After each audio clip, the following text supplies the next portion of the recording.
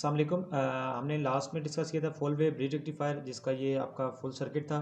और half wave के लिए हाफ साइकिल के लिए आपके दो डायोड्स कंडक्ट करते हैं डायगनली, और दूसरे हाफ साइकिल के लिए दूसरे कंडक्ट करते हैं, जिसकी आपकी इस तरह वेव फॉर्म्स के थ्रू आपको समझाया गया था। अब नॉर्मली ये करंट की डायरेक्शन होती है, मींस के आपका करंट एक ही डायरेक्शन में फ्लो करता है, जिसकी वजह से आपका जो डायोड के कंडक्शन के बाद जो आपको आउटपुट रजिस्टर के क्रॉस मिलती है, जिसको वी आउट का नाम दिया है, तो वो आपकी पॉजिटिव हाफ साइकिल में होती है।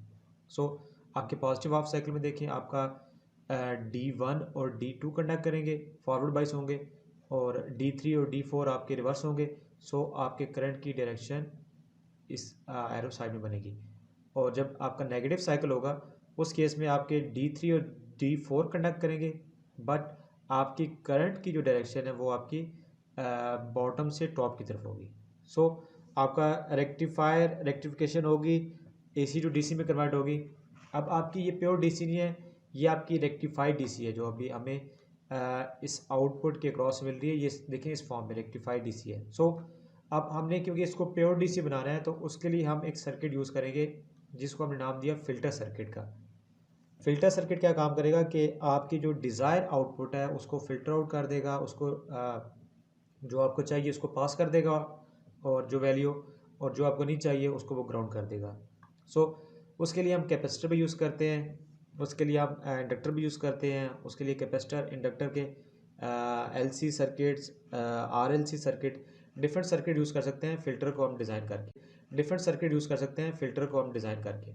सो इसके लिए हम नॉर्मली कैपेसिटर यूज़ करते हैं, कि जो कि आपके फ़िल्टर को डिज़ाइन करने के लिए यूज़ किया जाता है। उसकी वजह से क्या होगा कि आपकी ये जो रेक्टिफाइड फुल वेव रेक्टिफायर जो आपकी DC वोल्टेज है, ये आपकी स्मूथ हो जाएंगी इस फॉर्म में। सो इसकी वजह से क्या होगा कि आपकी जो रिपल्स हैं ये कम हो जाएंगी, जिनको हम रिपल वोल्टेज कहते हैं। वो किस तरह कम होंगे? वो नॉर्मली आपके कैपेसिटर की चार्जिंग और डिस्चार्जिंग की वजह से आपकी ये स्मूथनेस आ जाएगी। मीन्स कि अगर हम यहाँ से एक लेवल सेट करते हैं, तो हम जो कैपेसिटर डिज़ाइन करते हैं वो इस लेवल पे आके यहाँ पर इस पॉइंट पे जहाँ पर अभी कर्सर है, तो आपका कैपेसिटर चार्ज होता है, और देन उसके बाद डिस्चार्ज होता है, फिर चार्ज होता है। तो जिसकी चार्जिंग और डिस्चार्जिंग की वजह से आपकी ये वेव फॉर्म स्मूथ हो जाएगी। सो जीनर डायोड बेसिकली एक आर्म डायोड की तरह, पीएन जंक्शन डायोड की तरह ही होता है, लेकिन इसकी एक एक्स्ट्रा करेक्टरिस्टिक ये है कि ये नॉर्मली रिवर्स डायरेक्शन में ऑपरेट करते हैं। फॉरवर्ड डायरेक्शन में अगर आप यूज़ करेंगे तो ये एक आर्म डायोड की तरह है। इसकी एक एक्स्ट्रा प्रॉपर्टी जो कि पीएन जंक्शन डायोड की नहीं थी। पीएन जंक्शन डायोड क्योंकि रिवर्स डायरेक्शन में आपका ब्रेकडाउन अकर होता है, जहाँ पर ब्रेकडाउन अकर होता है उसके बाद आपका जीनर डायोड वर्कआउट करता है। सो जो आपका आर्म डायोड का जो ब्रेकडाउन था उसको हम जीनर ब्रेकडाउन करते हैं, उसके बाद आपका ये जीनर डायोड ऑपरेट होते हैं। सो यहाँ पर एक चीज़ ये भी हमें समझ आती है कि जो आपका जीनर डायोड है वो आपका रिवर्स बाइस में ऑपरेट करेगा, रिवर्स डायरेक्शन में आपका काम करेगा। ये जीनर डायोड की सिंबल है। बाकी थोड़ा सा इसकी ये डिफरेंस है कि आपके इस टाइप की यहाँ पर टिल्टिंग है, जो कि Z को इंडिकेट करती है, और ये सिंबल बताती है कि आपका जीनर डायोड की सिंबल है। सो रिवर्स डायरेक्शन में जब आपका ब्रेकडाउन अकर हो जाएगा, उसके डायरेक्शन में जब आपका ब्रेकडाउन अकर हो जाएगा, उसके बाद वाली जो आपकी फिक्स वोल्टेज है, जिसको हम रेगुलेटेड वोल्टेज कहते हैं। मींस आप ये समझ लें कि ब्रेक डाउन के बाद आप इनपुट वोल्टेज आपके बढ़ रहे हैं, लेकिन आउटपुट वोल्टेज आपको कांस्टेंट मिल रहे हैं। लेकिन अगर आप यहाँ पर आर्म डायोड की बात करते थे, जो कि पीएन जंक्शन डायोड था, उस केस में आपका ब्रेक डाउन अकर होता है, और ब्रेक डाउन के बाद आपका डायोड ऑपरेट नहीं करता। सो जीनर डायोड के दो रीजन हैं, एक एवालांच ब्रेकडाउन रीजन है और एक आपका जीनर ब्रेकडाउन रीजन है। सो ये क्या चीज़ है? एवालांच रीजन में आपका जो डायोड है वो एज ए रेक्टिफायर भी काम करता है, और उसकी रिवर्स वोल्टेज जो है आप उसको एक लिमिट तक उसको प्रोवाइड कर सकते हैं। सो जीनर ब्रेकडाउन में क्या होगा, आपका जो डायोड है वो रिवर्स वोल्टेज पे ऑपरेट करेगा, फॉरवर्ड में ऑपरेट नहीं करेगा।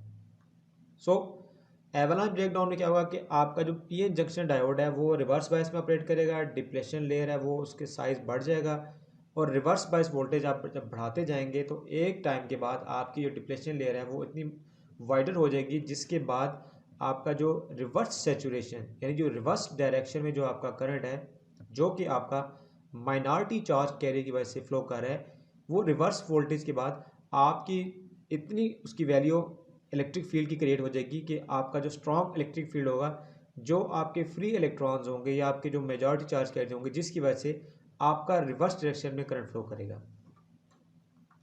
सो उसके बाद क्या होगा कि आपका जो इलेक्ट्रॉन्स की जो मूव फ्लो होगा या काइनेटिक एनर्जी की वजह से इलेक्ट्रॉन जो फ्लो करेंगे जो इलेक्ट्रिक फील्ड की वजह से, उस कोलिजन की वजह से आपका जो एवालांच ब्रेकडाउन है, जिसकी वजह से एवालांच ब्रेकडाउन है जिसकी वजह से आपकी जो डिप्लेशन लेयर है वो क्रिएट होगी, जो कि आपके आर्म डायोड की तरह उसमें ये एक एक्स्ट्रा इसकी कैरेक्टरिस्टिक है जीनर की। यही डिफरेंस है आपका जीनर डायोड और आर्म डायोड में।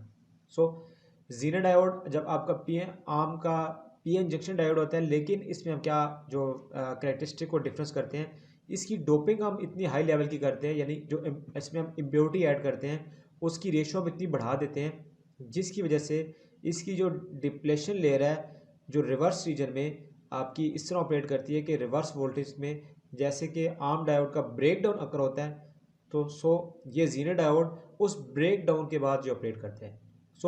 आपकी जो डोपिंग लेवल जब हम बढ़ाते हैं, जिसकी वजह से आपकी डिप्लेशन लेयर वो उसकी डायोड की जो आर्म डायोड की डिप्लेशन लेयर और जीनर डायोड की डिप्लेशन लेयर में डिफरेंस क्रिएट होते हैं।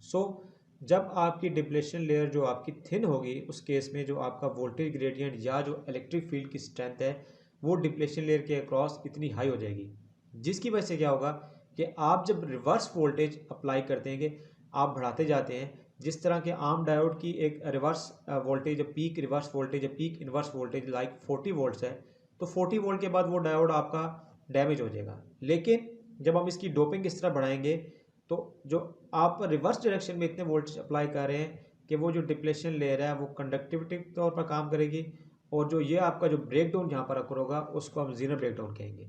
सो when our zener diode is connected across a voltage source and the voltage source is more than zener voltage, the voltage across a zener diode remain fix. इसका मतलब क्या है कि आप ये समझ लें कि मैंने एक वर्ड यूज़ किया है कि आप इसको एज ए रेगुलेटर के तौर पर यूज़ करते हैं।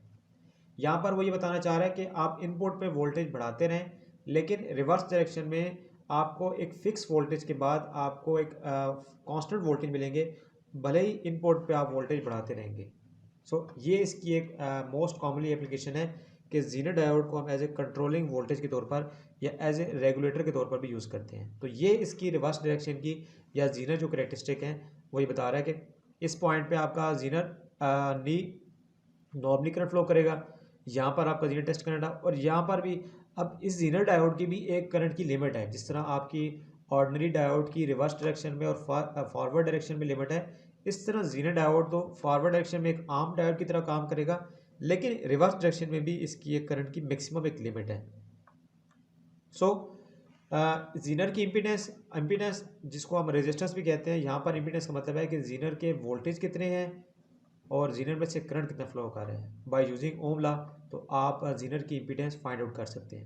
ये प्रैक्टिकली बताया जा रहा है, जैसे कि एग्जांपल में गिवन है कि जीनर की वोल्टेजेस जो आपके 4.79 के बाद 4.94 में चेंजिंग हो रहे हैं और उसमें से करंट इतना फ्लो कर रहा है। अब देखिए ये चेंज इन करंट और चेंज इन वोल्टेज है। Change in voltages delta V और change in currents delta G का वो फाइंड आउट करके आप यहाँ पर इस वैल्यू पुट करेंगे तो जीनर की इम्पीडेंस फाइंड आउट होगी। ये देखिए अब ये 0.494 माइनस 0.479 से जब आप माइनस करेंगे तो 0.15 आ जाएगा।